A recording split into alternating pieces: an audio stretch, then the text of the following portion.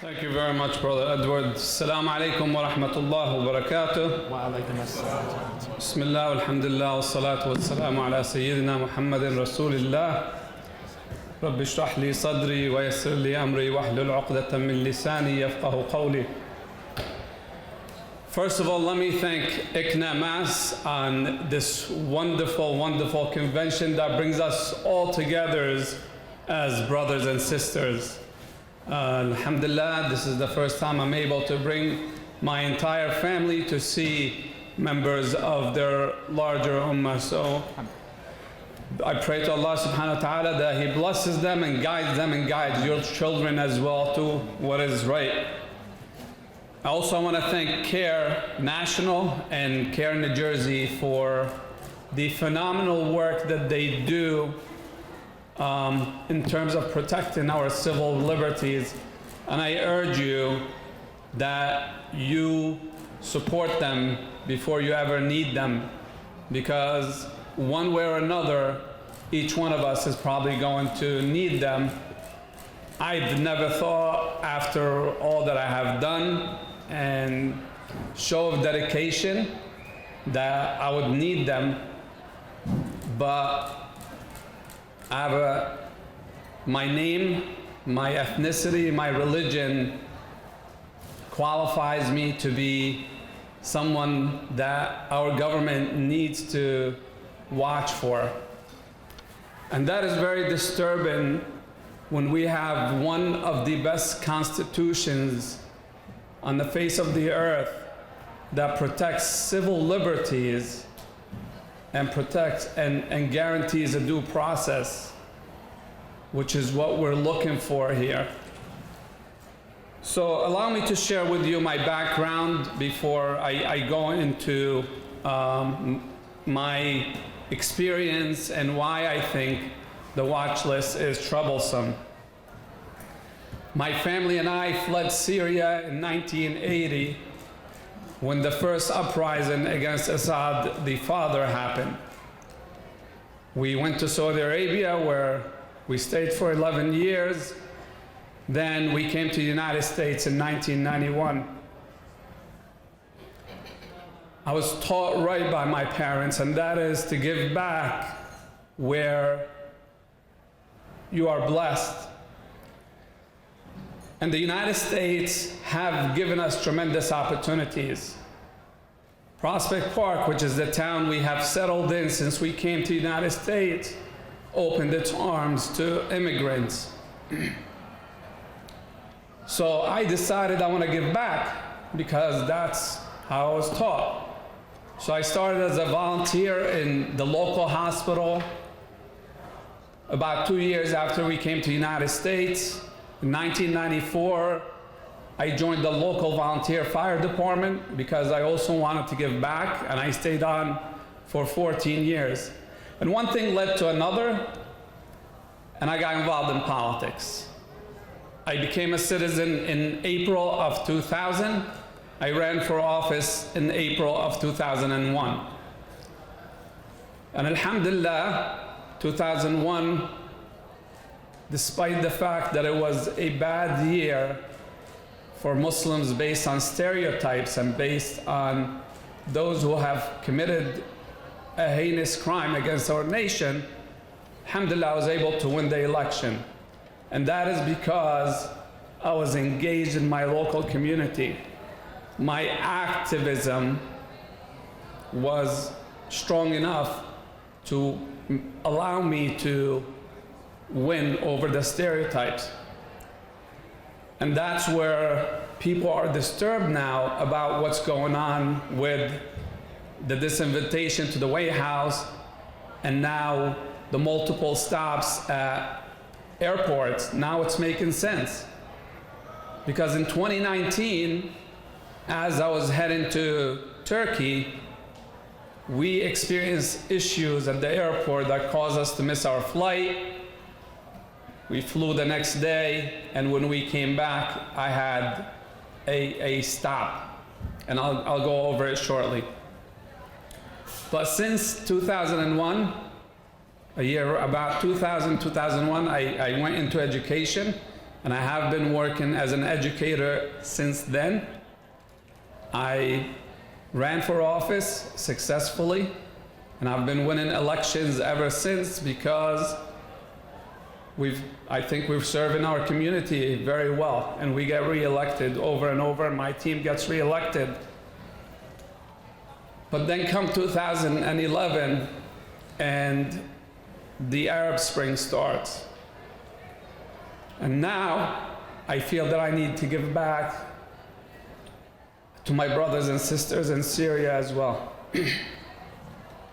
So I traveled between December 2012 and December 2015, 7 times inside Syria in the areas out of the control of the regime to deliver aid and assistance to those who need it.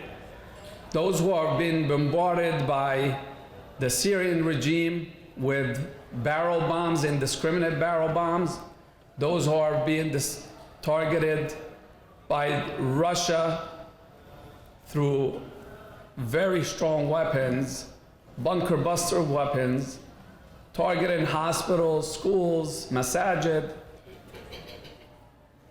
But that raises the suspicion. First of all, I get attacked by the Syrian regime, trying to spin a whole bunch of stories. Anyone who helps, they associate them with ISIS and Nusra and so on and so forth. So obviously people told me, slow it down, be careful, so on and so forth. Following that, I go to Bangladesh during the Rohingya refugee issue. I travel to Tunisia to speak about running municipal operations. All these, in Tunisia was the first country where the Arab Spring started. So we slow it down. Traveling became difficult to go inside Syria because now ISIS was in control of a lot of areas. And in all realities, people who are trying to associate me with ISIS don't understand that if ISIS would have captured me, I would have been a victim just like any other person, just simply based on where I'm coming from. They wouldn't care that I say, Ashhadu an la ilaha illallah wa anna Muhammadan Rasulullah. Please excuse my, if we have water, just allergies. So we get to the point where 2019, we're coming back from Turkey after we experienced difficulty traveling, going to Turkey and coming back, and I get stopped at JFK. Mind you, we had to book brand new tickets because all the confusions that happened in the past caused us to miss a whole bunch of flights. I had to purchase brand new tickets, land in a different airport, so we're going directly to JFK. So because we booked our tickets last, we were the last to book our tickets, we were in the back of the plane, last seat, last people to leave the airplane, and at the gate there's agents randomly selecting people. And that's the conversation. I said, how did we get selected? They said, you were random. So that's troublesome when your country or agents of your nation are lying to you because there's nothing random about it. So short story, or long story short, I ended the conversation when they took me in to interrogate me, is when the agent flat out said, no finessing about it, did you meet with any terrorist? As if I'm supposed to give him a logical answer. So my response was, this conversation is over, I want to speak to an attorney. And at that point I called CAIR, and I was in New York, so I was referred to CAIR New York, and they went back and forth with them, and I said, I'm not answering any further questions. And so they said, you understand, I'm gonna take your phone. So even the way the question is paused is, I'm gonna make life inconvenient for you. I said, do what you gotta do. I get searched again, and they take my phones, and we were able to recover it 12 days later through the efforts of CAIR as well.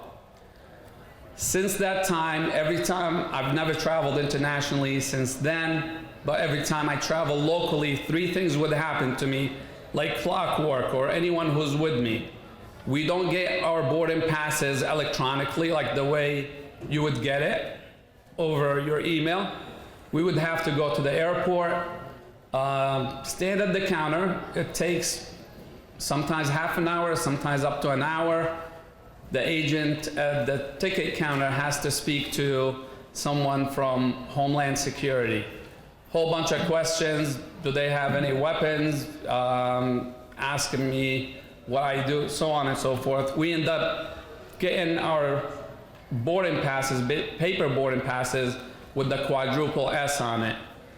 The second we get to the TSA checkpoint, immediately, the second they see our boarding passes, you see the looks on their faces because they know it's going to be very involved. They clear everybody behind us, and we get our own private line and inspection. And it's a very thorough inspection. My kids are here. Some of them could share with you the stories, including swapping, so on and so forth. We get done with this. The last stage is, as we get to the gate area, there are agents at the gate as well. It goes without fail between 2019 and early 2021. 2021, I traveled to Canada. We crossed the Canadian border. Canadian agents let us in very easily. As we come back, some of you probably traveled the land crossings. You know how it is. And the second my passport gets scanned, all strobe lights start working and horns start blowing all over. Agents from all stations leave their stations. They all come to my vehicle, step down, so we all had to step down.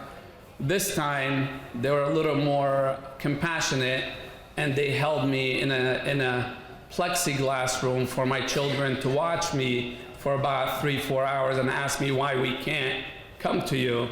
And I had to be the polite Muslim and say, Uncle needs to talk to me, but that's it. But at that point, a gentleman came by and asked me for my driver license. I said, it's in the car. So he said, he went, got my license, came back about 45 minutes later, said, I think I fixed your problem. So he said, fine, thank you very much. We went back to New Jersey. Last summer, we traveled to Tel Aviv to visit Al-Aqsa. And luckily, there were no issues at the airport. We're fine. I'm thinking they fixed the problem, only to be reached out to by the Democratic Party to ask me to help them gather names for a Muslim iftar at the White House this year. So I gladly provide them with names. I make my reservation. I'm heading to Washington, D.C. on May 1st. And about half an hour away from the White House, I get a call from the White House saying, you did not get cleared by the Secret Service. And in no uncertain term, the gentleman was trying to be nice, says, you should start heading back to New Jersey. Who do I call? I call CAIR again, and that's when I found out that I was actually on a list that was created back in 2001 by the Bush administration, and somehow I got on it in 2019. So we don't know how I got on it. I don't know how to get off of it. They won't admit to the existence of the list, and that's the disturbing part. Is here I'm guilty by my name, identity, but I don't have a due process to clear my name. And that's the inconvenience that is happening to me, to my family. And this is something that I'm taking on with determination, with care, with the effort of care, because not a single one of us should be on a list unless they're actually guilty of something or they're true danger. A list that has 1.5 million entries that was created in 2001 means that the federal government has been working very hard without taking a day off, and they're adding over 200 names a day. It is a very tight, woven, dragnet list that is very sticky to Muslim and Arab names, because that's the majority of the names on it. And I think that it is something that needs to be a central issue in the upcoming presidential elections, because just like Brother Edward said, Congress can't do anything about it. It is something that the executive branch can do and review very easily. As Muslims, we want our nation to be safe. We do not condone terrorism, nor do we condone any acts of terrorism against our nation or against anybody else. But we will not stand to being harassed to racism that is deep within our system. The fact that there is no process for me or for you to get off the list is extremely disturbing. The fact that they don't have to answer to anyone. The fact that my congressman and my 2 senators both asked for answers and still have not received an answer over a month from federal agencies that work for the government is disturbing. It's full of profiling, and it has been determined to be illegal and unconstitutional by a federal judge. So what I urge you, and Justin is going to speak after me, is make sure that you know your rights when you're traveling. Make sure what you need to answer and what you don't need to answer when you're traveling. And make sure that you say exactly what needs to be said and nothing beyond. Because some of those agents, as much as they will smile in our face, they're not our friends, unfortunately. And I don't know which one of them is a racist and which one is not. The fact that someone could flat out ask me if I met a terrorist after we had a general conversation and he knew that I was an educator and I'm a mayor, but I could still be asked such crazy question is just beyond me. So make sure that you understand your rights. Before you travel, make sure you visit CAIR's website and know what you have to answer to, what you don't have to answer to. So with that, I'm going to cut it short because we need the experts to speak, and then we'll answer your questions. Jazakumullah khair. Assalamu alaikum wa rahmatullah.